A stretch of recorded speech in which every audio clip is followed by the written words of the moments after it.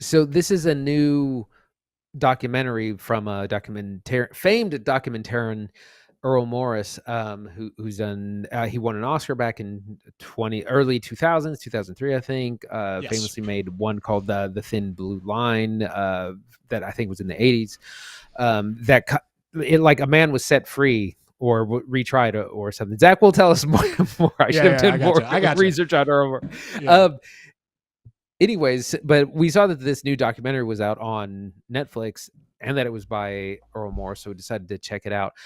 It is about the 1969 Manson murders of actress Sharon Tate and her colleagues in August of 1969. World famous case, very famous, has been lots of media made over. So it was interesting to kind of see this new take. Earl Morris is kind of interested in a number of aspects of it. We learned a little bit about the backstory of the Manson family. There's this really interesting aspect of like the CIA being involved and like possibly testing LSD on people unknowingly, in an attempt to learn more about mind control. We learn about kind of the underworld that's going on, some drug deals that go bad, and other kind of just vice things going on. There's a section about the murders themselves, the fallout, the trial, the kind of aftermath, the big questions like how did he control these people to get these people to do these things for him. So it's a look at all these different aspects of it, and this is a tough thing to cover just because it's been covered so much. So Earl Morris is trying to find a new lens with which to kind of view these through. So, Zach, what did you think? So Chaos is based on the book, or Chaos the Manson Murders is based on the book Chaos by Tom O'Neill, which is about Manson and about the CIA and about how their experiments with LSD to lead to mind control may have influenced the Manson family, like in the way that Charles Manson influenced his family to do what they want, right? Like pure mind control. Somebody will go kill for you. That is the angle Errol Morris is attacking this at, and he's using Tom O'Neill, who's featured heavily in the documentary, as a subject to talk about this and explore these ideas. I think Morris is a great documentarian. I really do. Like Thin Blue Line in 1988 fundamentally changed the way we understand documentaries today. One of its biggest innovations outside of basic reenactment, which is something that like sounds goofy to say that, like, what do you mean? They do that in every documentary. If I'm watching a crime procedural, they're going to have shots of like a couple actors kind of reenacting the crime, right? Thin Blue Line nearly started that.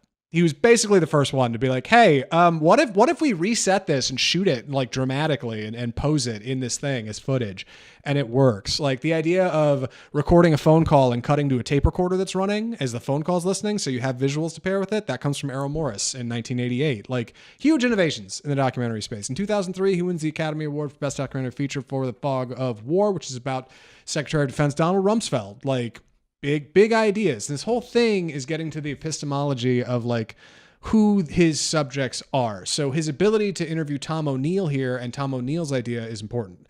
Problem is, this is a Netflix true crime documentary, and Netflix knows that like people aren't going to care about a documentary about Tom O'Neill and the CIA and LSD experiments. We got to put the Manson murders on the front of it and put Charlie Manson's face on it. That's what's going to get people to click, right? And that's, I think, the biggest weakness of the movie is the parts that are so purely Netflix. So much of this has to fit into this true crime framework that he doesn't do a whole lot. Like, typically his documentaries are much more character oriented, and he does character orientation here, but it's wrapped around a Netflix true crime documentary. It's a story a lot of us are already kind of familiar with and know. If you don't know the Manson story, like, it's definitely worth watching, but I think it doesn't do a very good job at telling it. It's kind of boring, and it's a lot of text, and it's presented well. I'm going to talk about that in a second. But it's just kind of like misleading, I think. It's more than meets the eye. It's not what I thought it was going to be.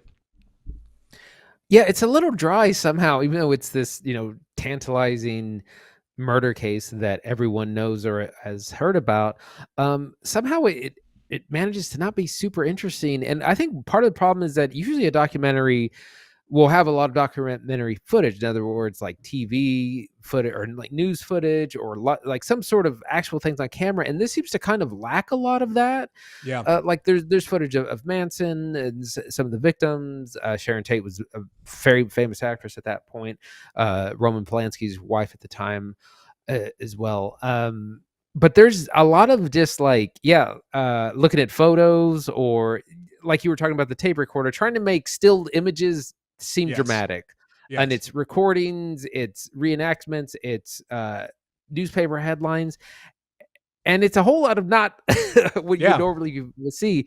There's also, it looks like they clearly went out and got like drone footage of LA Yeah. just to put in there. Just there's a lot of that kind of fill. Get us some B-roll, get us some B-roll Yeah. to fill this in, and it's just, it's not really interesting. There's some weird things if you're watching the video with like these Manson puppets. Again, just meant to fill in the space. And again, it doesn't. That was going to be one of my criticisms. Is like, it doesn't really talk about the victims very much. We don't really get to know them hardly at all, and that's one of the biggest criticisms of true crime, that it tends to be less about the victims and more about the criminals.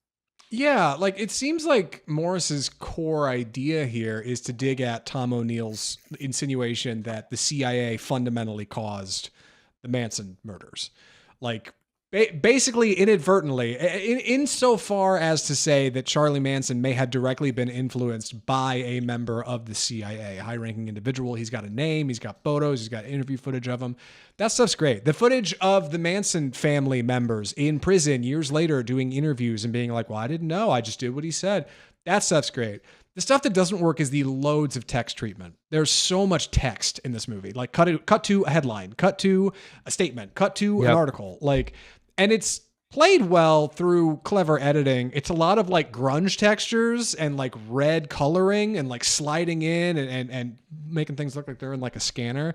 And that stuff works great if you're into like After Effects texturing, dude. Like it's great stuff. And I also like the way Morris shoots his interviews. He does two things. Either A, he will shoot his interviews in a location of the subject's choosing they like Tom O'Neill's office, where he is surrounded by books and folders of papers and loose stacks and binders. Like everywhere you look, he's surrounded. And Morris brings 12 cameras and he puts them in the oddest places. One's outside the doorway and framed this way, and one's over here behind his shoulder. He even does this split perspective shot through chunks of it, where it's two camera angles at the same time showing the same footage, to give you these thoughts of perspective and like who we're seeing and how they see it and what we're talking about. It's subliminal. It's stuff I like the most. The other way he shoots his interviews is patented Interrotron, which is a real phrase that I can't believe. The Interrotron Errol Morris invented, and it sounds bonkers, but basically what it is it's two teleprompters set on two cameras, where you can see your interviewer's face directly down the lens. So you get these interviews where your documentary subject is looking directly at the lens talking to Errol Morris, but we don't see that. We just see the documentary subject talking directly to us. And he's got a few of those in here. Like it'll be an interview where the person is just looking straight down the lens. What they see is Errol Morris's face and they're talking back and forth. What we see is a perfect down the lens look at our subject, like, which is piercing and catches attention in a way. But those parts of the movie that I like the most, like those are bookends, the beginning and the end. And the middle of it is like just a kind of clunky, generic Netflix true crime doc that doesn't work that good. And it bums me out, dude. Morris is 77. My man's old. Like, I don't want to say he's losing it. I don't want to say he's missing a step because I think the presentation's great. But yeah, just this like dedication to like, oh, well, we have to make this less about LSD mind control and more about the Manson murders for an hour is distracting and doesn't work, I think, in the way that's intended.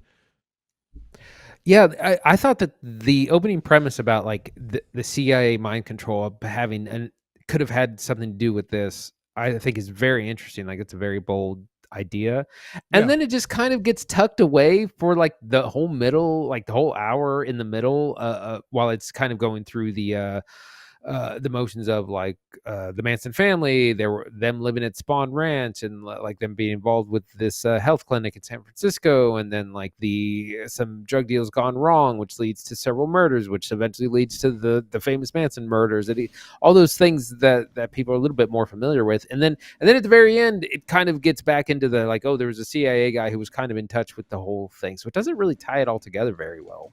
I know. It bums me out, man. I was really looking forward to this being a banger. I had no idea it was coming out. Morris kind of took a break after his former editor passed away. I don't recall her name, but he had worked with her on like everything. And just a few years ago, she kind of passed. And then I think in 2023 he kicked off like a couple features, and then this came out, and I was like, oh God, Errol Morris is making things. I figured he's in his 70s, he's probably done, but apparently not. And like for what's here, it's good, but it's just not as concentrated as his other work, and it feels like part of that is just the Netflix angle. We got to make this marketable. We want people to click on it. It ends up feeling so much more like just a generic Netflix doc. And it bums me out because I think Morris has a lot of talent. I think this story is pretty compelling, but it's just, I don't know. It just doesn't get over the line for me. It's a bummer. So any other thoughts or recommendations, Andy?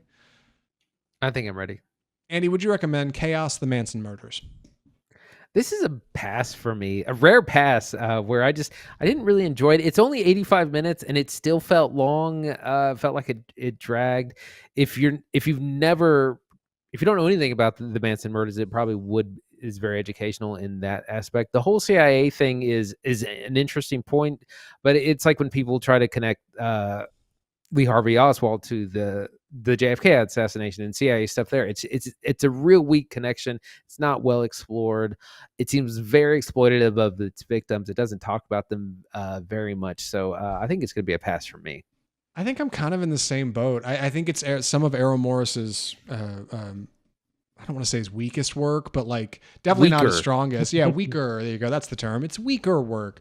I would recommend 4 other documentaries from him before I'd say check this one out. Like it ends up just feeling a bit too generic. It's just a bit too Netflix. If you have seen the Manson story and you're familiar with it and you think there might be more at play, okay. Like I think the angle that this documentary presents is intriguing and draws interest in that way with CIA mind control and manipulation.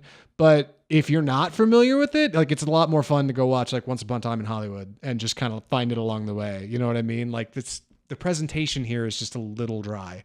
Bums me out. Like I like Morris. I like him a lot. You should definitely check out some of his other work. Thin Blue Line Rocks from '88. God, he's got movies in the Criterion Collection for God's sake. The man made a television show, Andy. Anyway, we gotta stop talking about Errol Morris.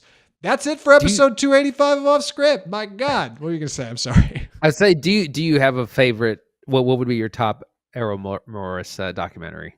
Man, I've been thinking a lot about A Brief History of Time. He did a documentary with Stephen Hawking that Stephen Hawking entirely narrates. And it's supposed to be about his book, A Brief History of Time, which is Hawking's like theorizing on how space moves in the physical world.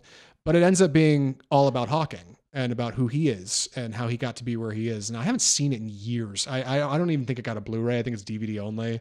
It's great. I recently bought his first 2 films, Gates of Heaven and Vernon, Florida. They're both in the Criterion Collection in a rare dual disc for Criterion. There's both of them on one thing. They're fantastic. I'd say if you wanted to try out something new from him, Netflix did a film called Tabloid with him a few years ago. Tabloid rocks. It's very current. It's about a young, glamorous, kind of up-and-coming pop star in the 70s who, through getting married to a Mormon, functionally gets kidnapped and ends up having to like escape. She tells this whole story. There's all this crazy footage. Tabloid rocks. Like I think Morris is great. I think this is a good project. I hope what he does next is better.